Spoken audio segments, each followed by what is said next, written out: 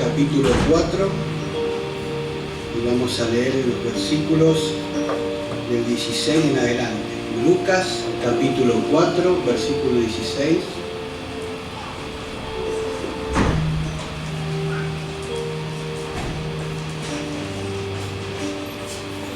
Si lo tiene, damos comienzo a la palabra y dice así: y vino a Nazaret, donde se había criado, en el día de reposo, y entró en la sinagoga conforme a su costumbre, y se levantó a leer.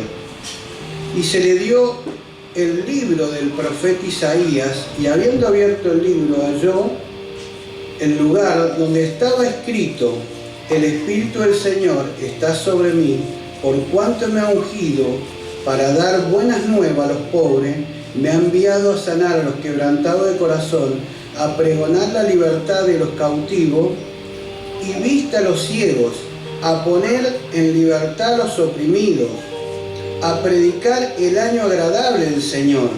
Y enrollando el libro, lo dio al ministro y se sentó, y los ojos de todos en la sinagoga estaban fijos en él. Y comenzó a decirles: hoy se ha cumplido esta escritura delante de vosotros. Oramos, hermanos. Dios amado, agradecido de tu amor, de tu gracia, de este tiempo, Señor, porque sabemos que tu palabra siempre nos habla. Tú tienes algo especial esta noche para nosotros. Cuán agradecidos, Señor, podemos estar aquí compartiendo el mensaje, Señor, sabiendo que tú te vas a glorificar. Gracias, Señor, porque tú nos preparas, Señor. Tú tienes cosas maravillosas, Señor. Y quieres que este año tu iglesia se mueva en tu voluntad, Señor. Gracias, Señor, porque tú siempre traes palabra para hablarnos. Siempre nos habla de una y otra manera, Señor. Y que podamos estar este tiempo, Señor, especial, tiempos que estamos viviendo complicados, pero sabemos que tu gracia y tu amor nunca nos ha desamparado. Siempre estás con nosotros en todo momento y en todo tiempo, Señor.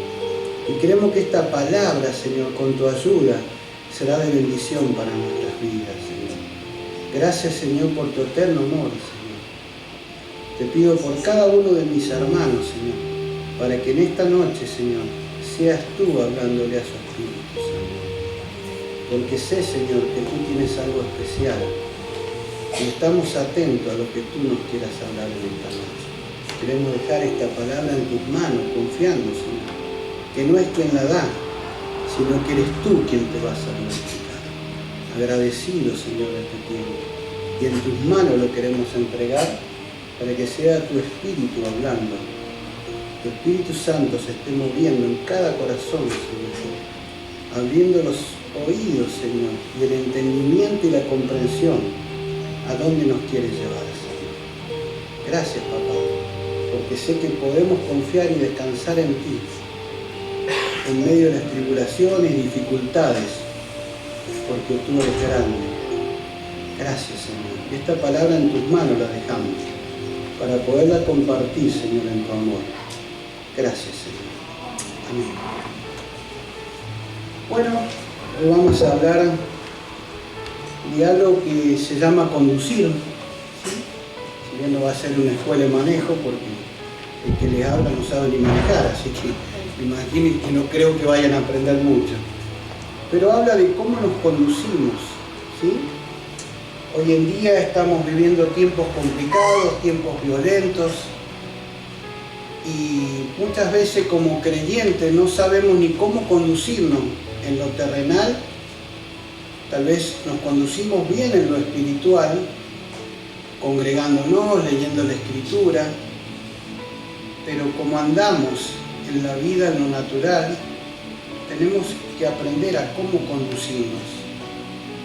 Jesús en esta oportunidad tuvo que compartir un mensaje en la sinagoga, y qué importante, porque él llegó a ese lugar, y si bien era una iglesia, pero estaba llena de religiosos, y no le era fácil compartir el mensaje, ni mucho menos ese versículo que él le toca leer, porque solamente lo podía leer el Mesías.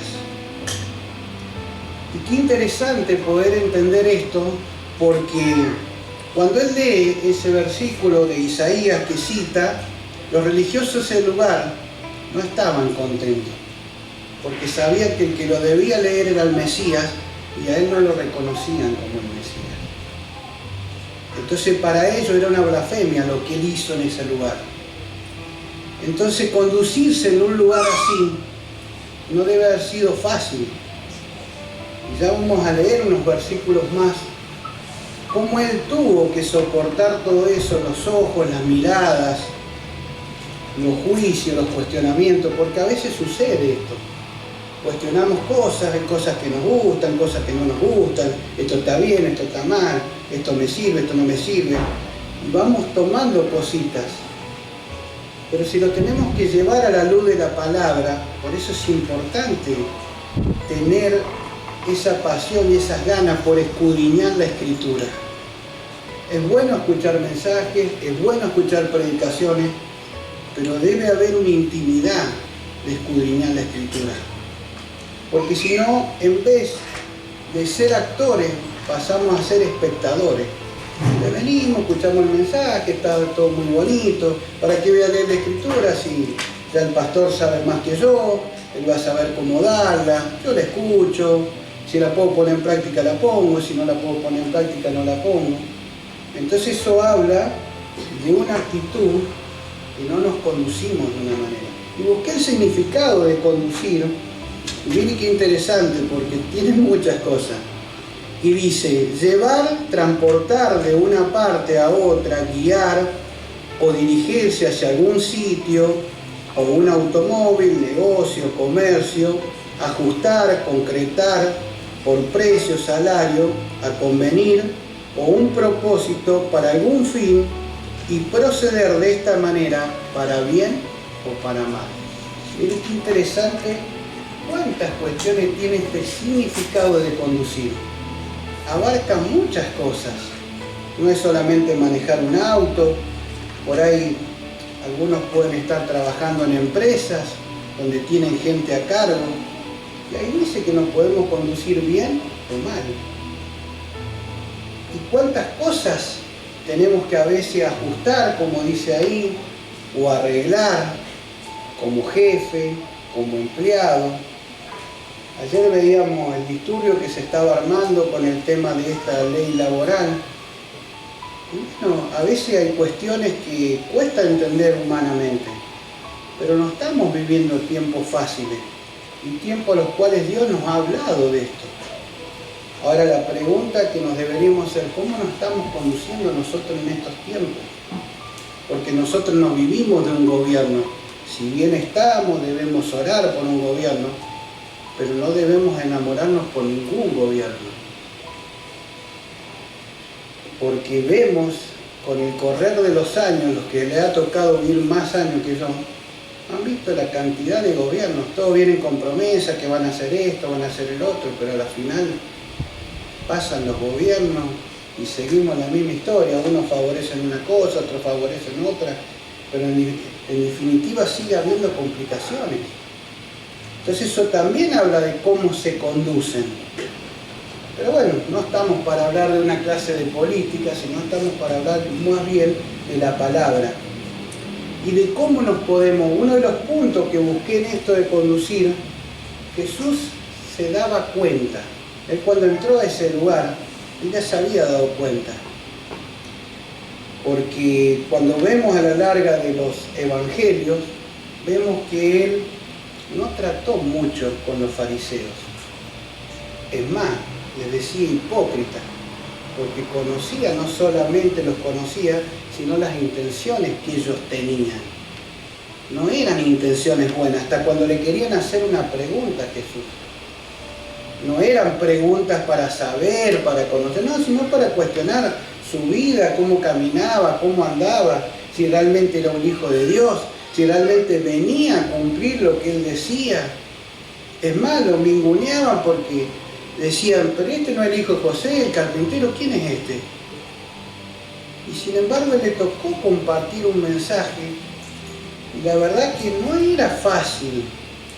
Nosotros acá vemos la escritura, podemos qué sé yo, hasta a veces decir que está bien, que está mal, pero había que estar en ese momento. Pero él se daba cuenta, y ahí en el versículo 23, dice, y él les dijo, sin duda me diréis este refrán, médico, cúrate a ti mismo, de tantas cosas que hemos oído que se han hecho en Capernaum, haz también aquí en tu tierra. ¿Por qué lo cuestionaban a Jesús ahí en Lucas capítulo 4, versículo 23? ¿Por qué lo cuestionaban?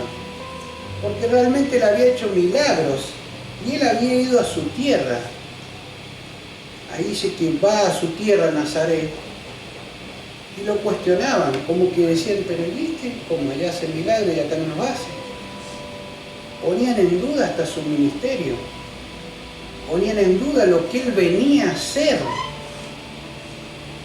Pero él, sin embargo, no lo hizo titubear nada y se condujo como un verdadero hijo de Dios.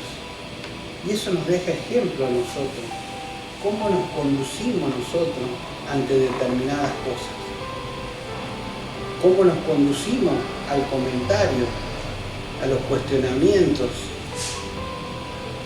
A veces van a cuestionarnos cosas, pero uno tiene que estar tranquilo. Si lo está haciendo de corazón para Dios, lo que haga, no tiene por qué tener miedo. Al contrario, sabemos que cada uno de nosotros estamos en un proceso. Aquí ninguno puede decir, no, yo la verdad que acá ya estoy hecho, tengo una vida completa, vivo totalmente en perfección, porque si no, no tendríamos que estar acá en la tierra. Porque Pablo dijo que el que comenzó la buena obra en nosotros la va a perfeccionar ¿hasta cuándo? Hasta el último día. Entonces, si seguimos aquí en la tierra, porque todavía no ha perfeccionado cosas en nosotros.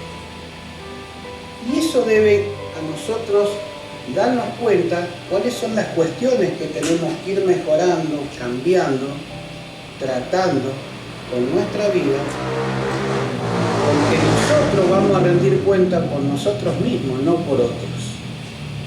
Y en ese andar, en ese conducir, debemos ir viendo cuáles son las cuestiones que debemos ir mejorando, cuáles son las cuestiones que debemos dejar que Dios vaya tratando con nosotros.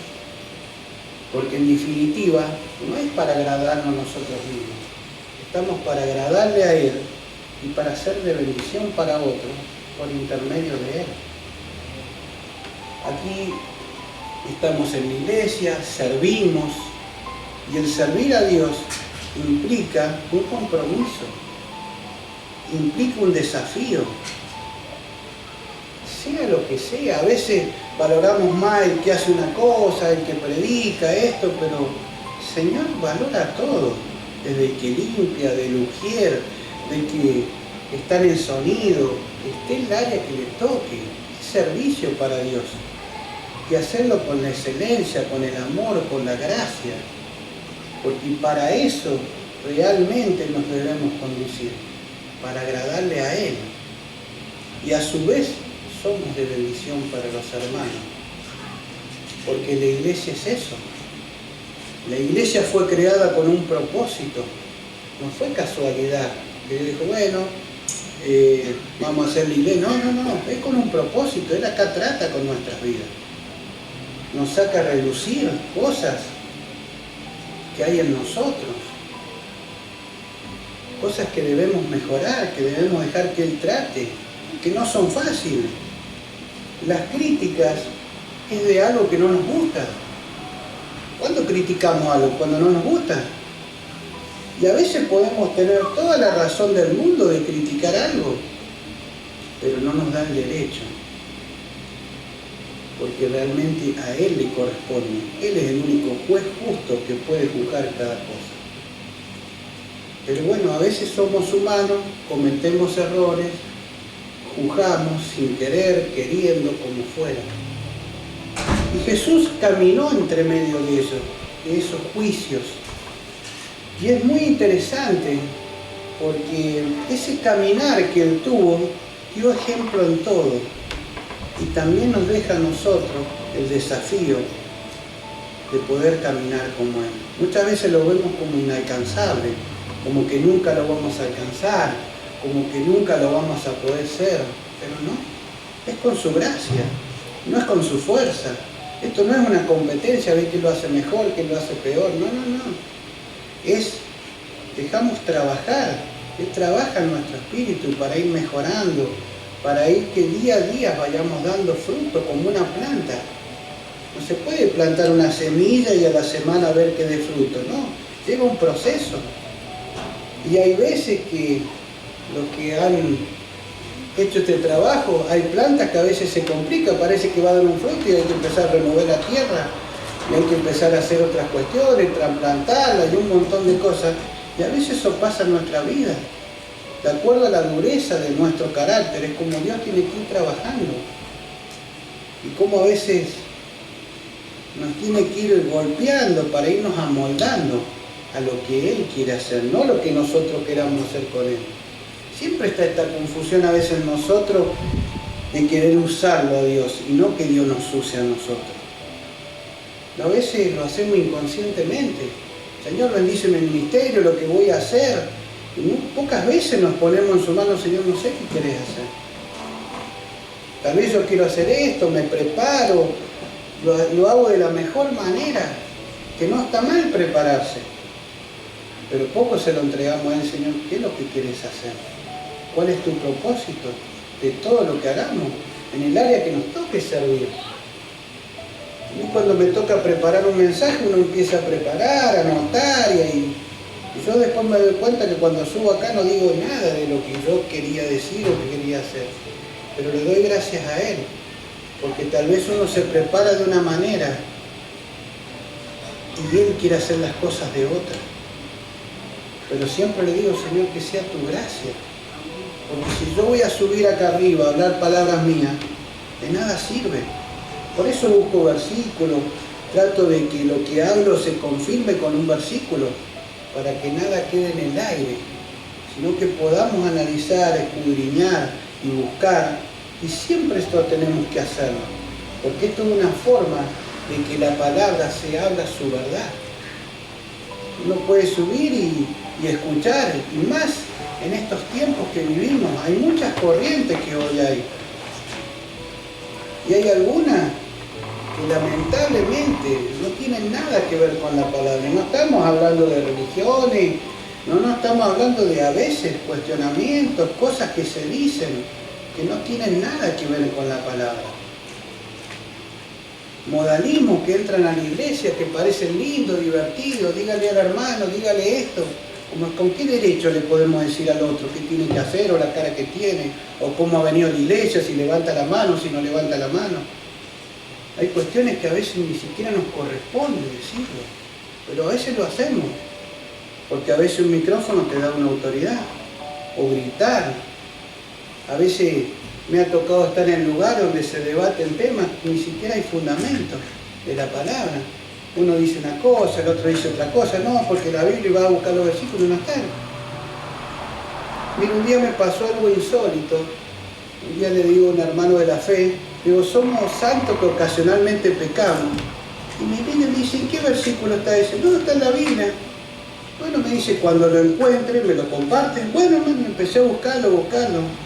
Y no estaba ese versículo. Yo lo había escuchado en una predicación. Pero si usted lo busca, no está en ninguna parte de la Biblia. Lo había leído después en un libro de un escritor cristiano. Entonces a veces hay versículos que se sacan de contexto, que ni siquiera está, pero yo lo decía, lo repetía porque lo había escuchado, y eso me llevó a tener cuidado. Y este hermano me citó un versículo en Pedro, donde dice que cada uno hable conforme a las palabras de Dios. Y si no lo digo para señalarlo ni tratarlo mal, sino para que cuando hable correctamente. Y yo le agradecí a ese hermano, porque la verdad me lo dijo en una humildad que me edificó. Y qué bueno cuando podemos aprender esas cosas, porque a veces damos por asentado cosas que ni siquiera tienen fundamento. Se discuten de temas que a veces son doctrinales, ni siquiera van a la base de la palabra, pero se discuten. Ahí en la sinagoga me imagino lo que debe haber ocurrido. Es más, Jesús, vemos en su caminar, cómo se enojó cuando fue al templo y hacían negocios para los días de sacrificio. Y era la cultura que el pueblo de Israel tenía que hacer, los sacrificios que se tenían que hacer. Pero detrás de eso había un negociado. Se decía que el sumo sacerdote, que era el que pedía el sacrificio, uno de ellos creo que era el cuñado, que era el que vendía los corderos. Entonces estaba entre familia, parece el negocio. Entonces hay cuestiones que tenemos que tener cuidado, modalismo, corriente que se pueden hacer. Hoy se habla mucho a veces noches de sanidades, que no está mal. Los que hemos caminado en el andar, que hemos visto milagros, hemos visto cosas, pero muchas veces tentamos a Dios a que tenga que hacer algo o a obligar a dar testimonios de cosas. El otro día veía en un lugar donde se hacen reuniones de sanidad, y justo había un conocido y le pregunto, le digo, ¿vos estuviste en esa reunión? Porque sale tu foto y dice que recibiste un milagro. Sí, dice, en realidad fui con un dolor de cabeza, dice, y por lo menos salí de ahí ya no me dolía más la cabeza. Y si uno se pone a ver, no es por criticar ni nada, pero ¿qué milagro ocurrió?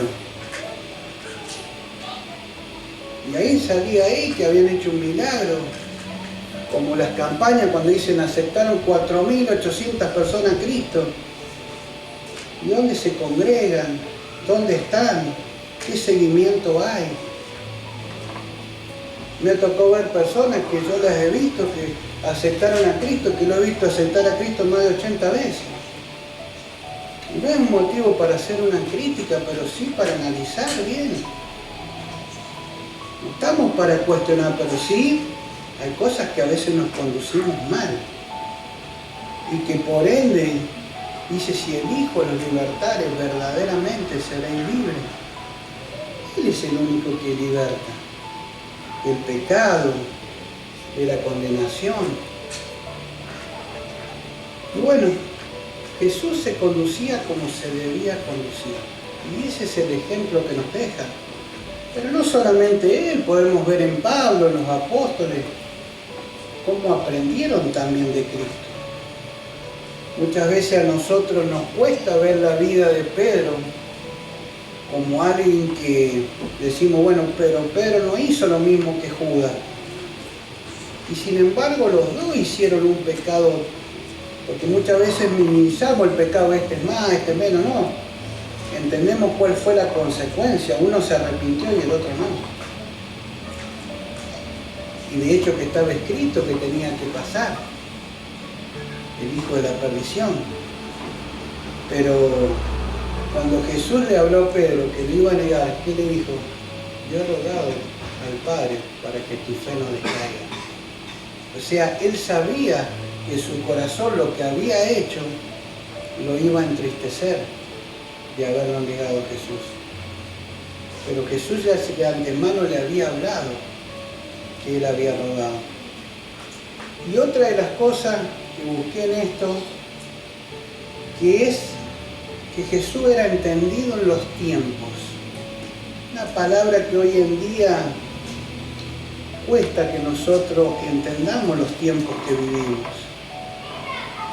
Las cuestiones que ocurren, que pasan en la sociedad, estos disparadores sociales que hoy hay, de diferentes cosas, son por algo. Son en los tiempos difíciles que estamos viviendo. ¿Y de qué dice la Escritura acerca de los últimos tiempos? Cuando en Mateo nos habla de las señales del fin, no le está hablando al mundo, nos está hablando a nosotros, de que vivamos, de que estemos aferrados, de que nuestro corazón esté afirmado en el Señor. El mundo va a seguir viviendo igual. El mundo lo que menos le interesa es Dios. Es increíble ver que el mundo viva de joda, pero hay tristeza en los corazones, hay amargura, hay soledades. ¿Cuántos suicidios hay? Como si la gente está de baile, está de joda, comiendo asado, sacándose selfies. A veces uno ve personas divirtiéndose en un boliche, sacándose fotos y después te enterás que se mataron. chicos que se drogan. Usted lo ve que se drogan, que parece que se van a llevar el mundo por delante. Hace poquito una amiga me contaba que un amigo de su hijo se había ahorcado. Y dice, y ese chico estaba con mi hijo y se drogaba y todo, y vos lo veías, estaba contento, alegre. ¿Qué lo llevó al cárcel? Desconocemos lo que hay en su mente. Entonces ese nivel de joda, de diversión, ¿qué sucedió? El mundo puede ofrecer muchas cosas, pero lo que menos va a ofrecer es paz, porque el único que puede dar la paz es Cristo.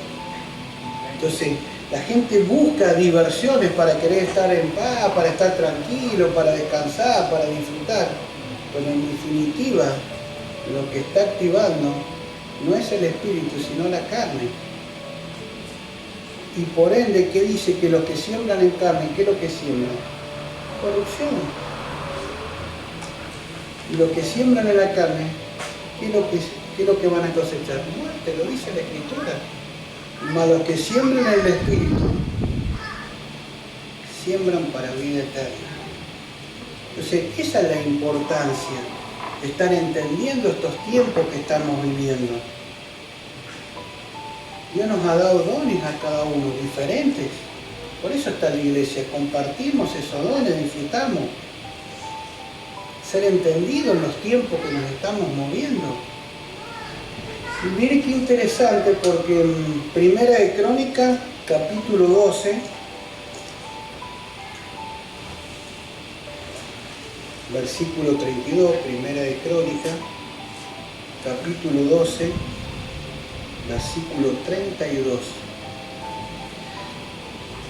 Ahí habla de los valientes de David, y qué interesante porque acá nombra las tribus con las descendencias de cada uno, pero en este versículo se detiene para hablar de los hijos de Isaacar.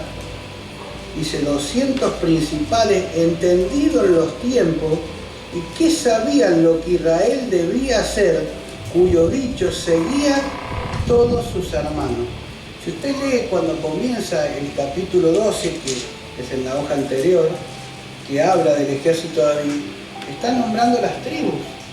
Nombra cada tribu con su descendencia, con cada uno de las cantidades de cada tribu, pero en este versículo se detiene solamente para hablar de estos varones, de los hijos de Isaacar, que entendían los tiempos que Israel se tenía que mover.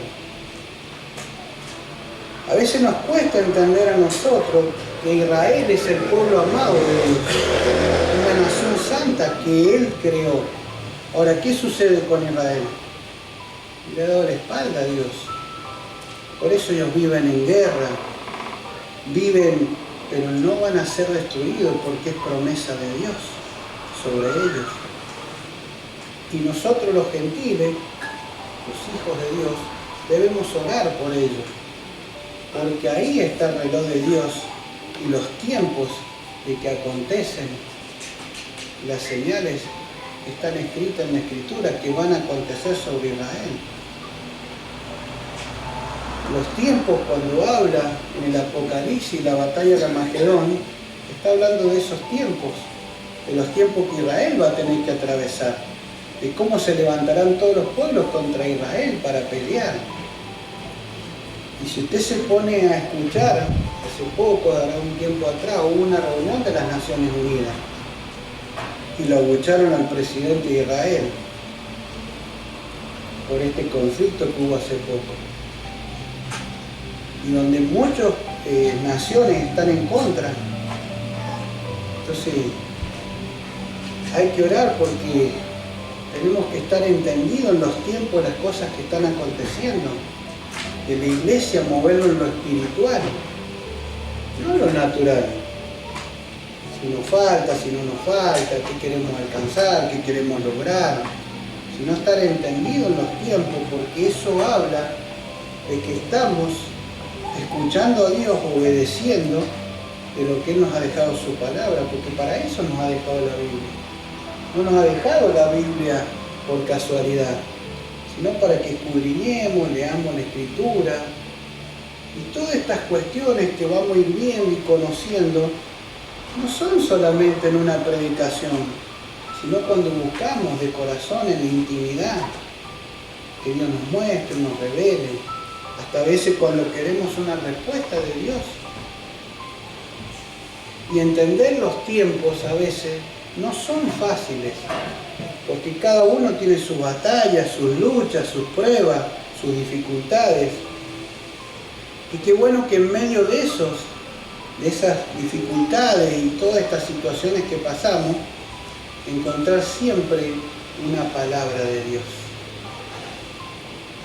Qué bueno que es cuando uno atraviesa estas dificultades, que Dios pueda darnos un versículo donde traiga paz a nuestro espíritu. Miren, en un momento de dificultad en mi vida, que no entendía cosas que pasaban y que me pasaban y que trataba de buscar la explicación y era un mar de lágrimas, Dios me dio una palabra que hasta el día de hoy la recuerdo. Y cada vez que tengo una dificultad, Dios me lleva siempre esa palabra. Y que dice en el Salmo 32:8, que dice: te haré entender y te enseñaré el camino que debes andar, y sobre ti fijaré mis ojos. Cuando Dios me dio esa palabra en un momento difícil de mi vida, que no entendía, era aprender a descansar en Él. Era aprender que había cosas que yo no las iba a entender, que Él me las tenía que hacer entender. Pero el versículo 9, cuando lo leo, no me gustó menos, porque dice, lo vamos a buscar porque está bueno para que... Salmo 32, versículo 8.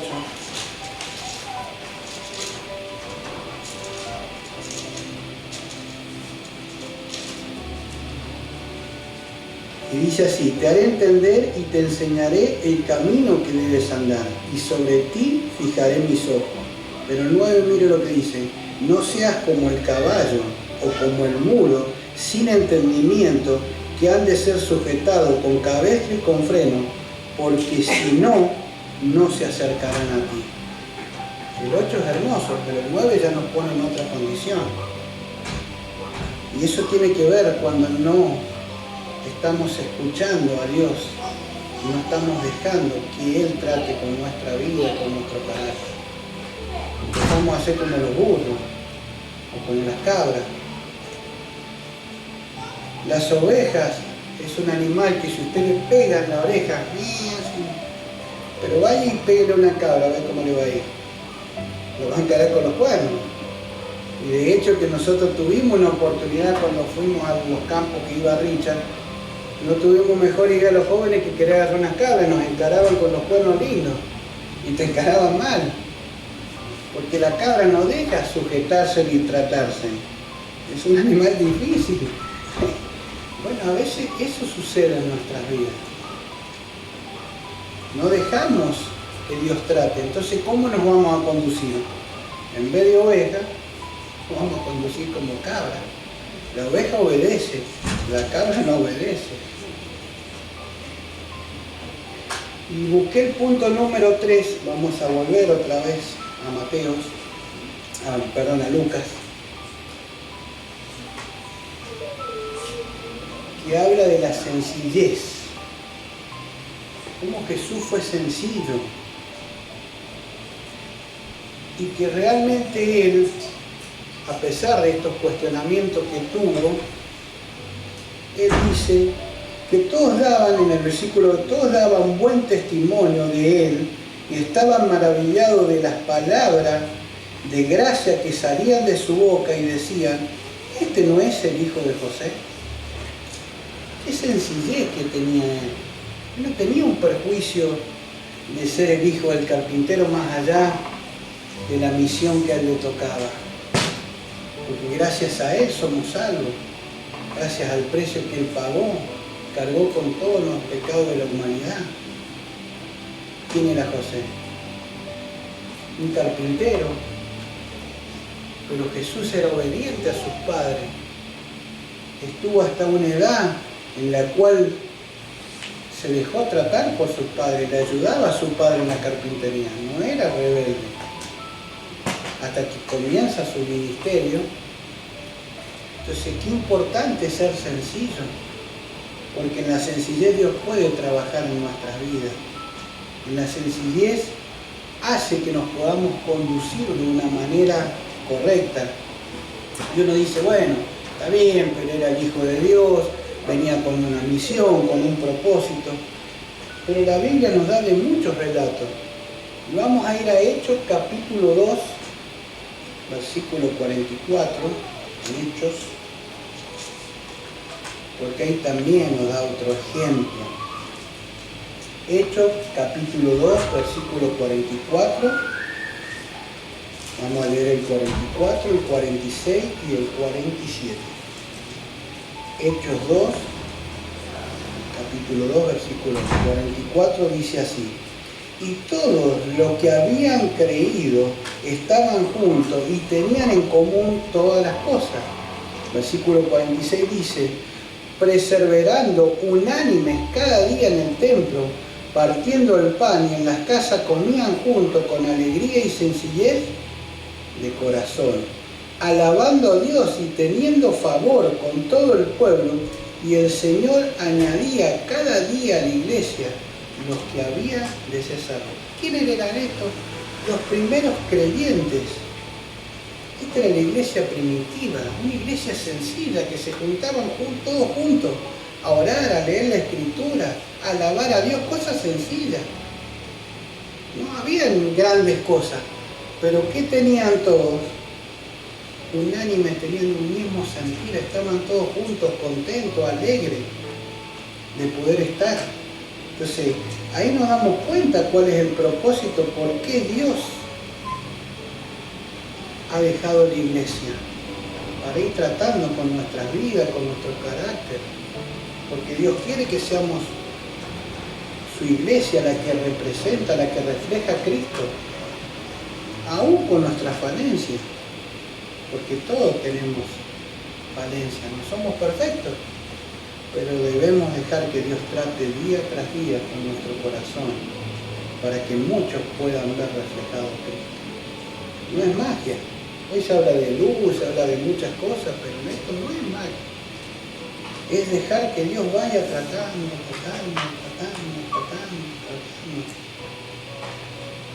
Y la verdad que hoy en día,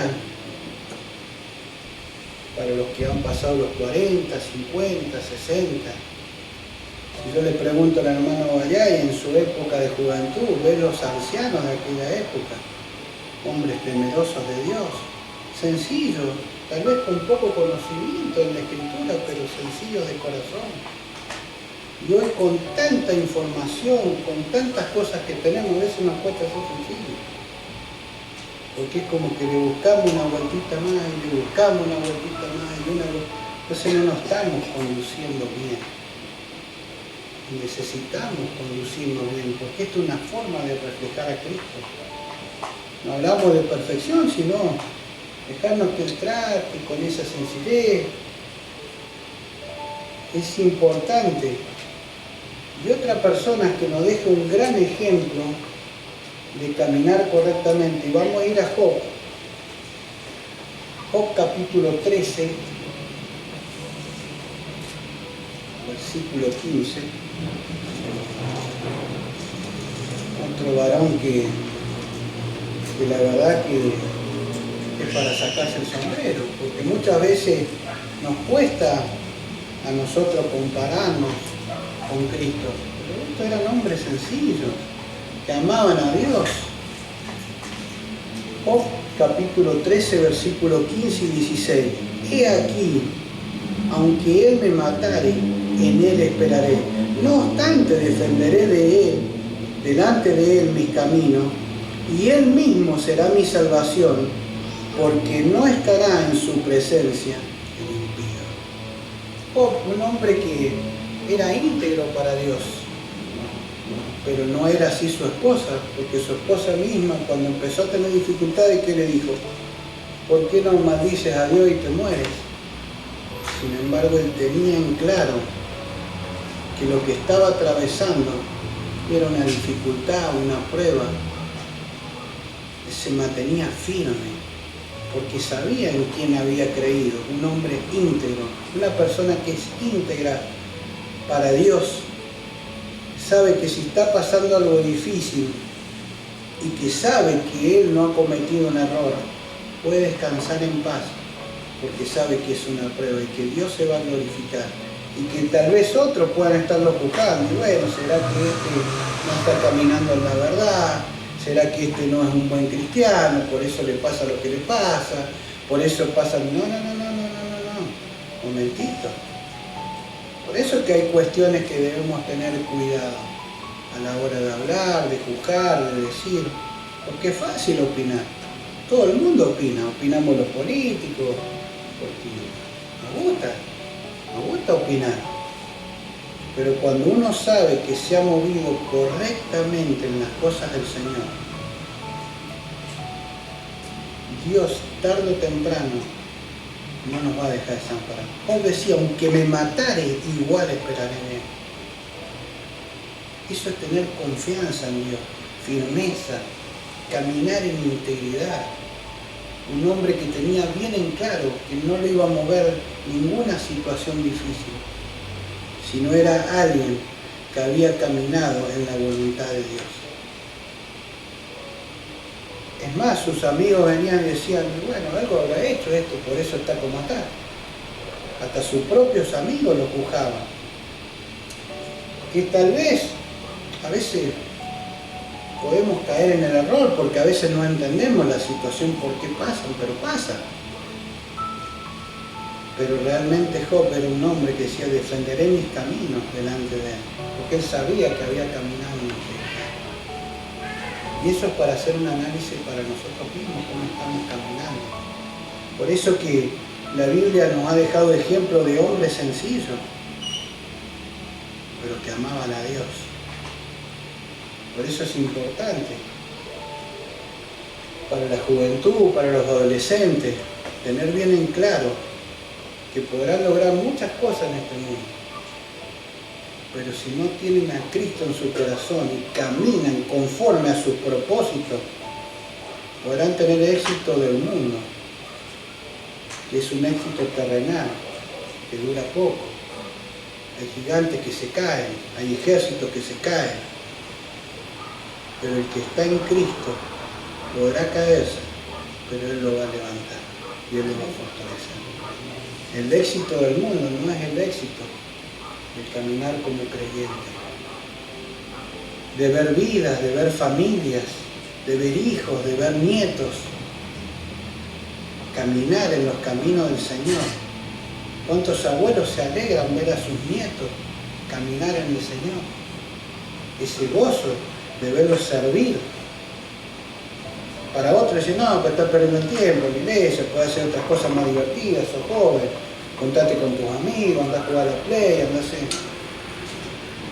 Nadie te niega que puedas hacer, porque Dios también quiere que te diviertas. Pero primero tiene que estar Él. Primero tiene que estar Él incluido, para que todo lo que hagas, como decía el salmista, para cuando lleguen esos días en los cuales no tengas contentamiento. Eso tiene que ver una vida que no camina en la integridad de Dios. Estos hombres nos dejan un ejemplo y vamos a finalizar con una palabra que está en el Apocalipsis. Apocalipsis capítulo 3, versículo 8. Que es el mensaje que deja a la iglesia de Filadelfia, una iglesia amada, una iglesia que realmente, Apocalipsis capítulo 3, versículo 8, si lo encontró, dice así: yo conozco tus obras, y he aquí he puesto delante de ti una puerta abierta, la cual nadie puede cerrar, porque aunque tienes poca fuerza, has guardado mi palabra y no has negado mi nombre. ¿Vio la importancia?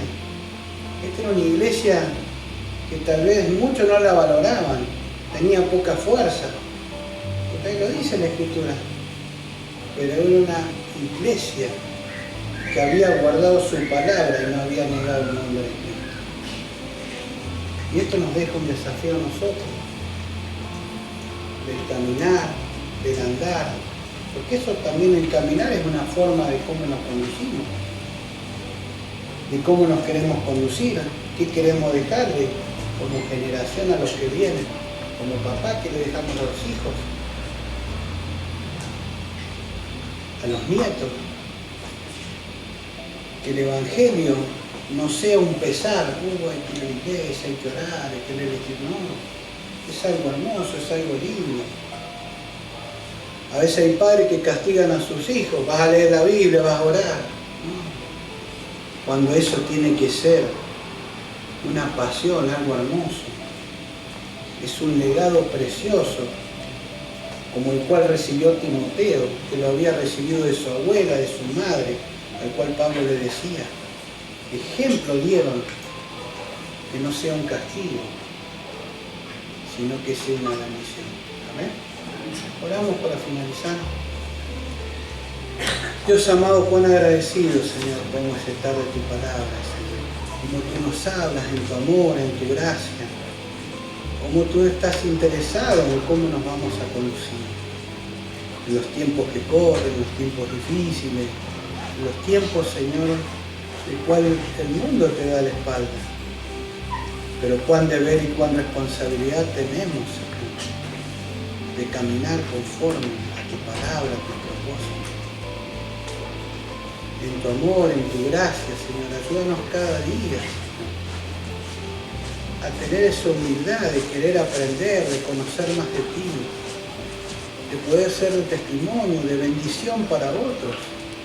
No como algo impactante, no como algo que pueda sonar hasta a veces explosivo, sino que qué lindo cuando podemos reflejar a ti en humildad, aún con nuestras falencias, con nuestras dificultades, limitaciones, cuando nos dejamos tratar por tu gracia, cuando dejamos, Señor, que tú, a través del don que lo ha dado, para poder compartir con otros, ser de bendición, y nutrirnos con otros hermanos también de sus dones, porque tú has dejado la iglesia, Señor, para eso, para que podamos cada día juntos, unidos, alabarte, adorarte, agradecer tu nombre, escuchar tu palabra, la que nos edifica.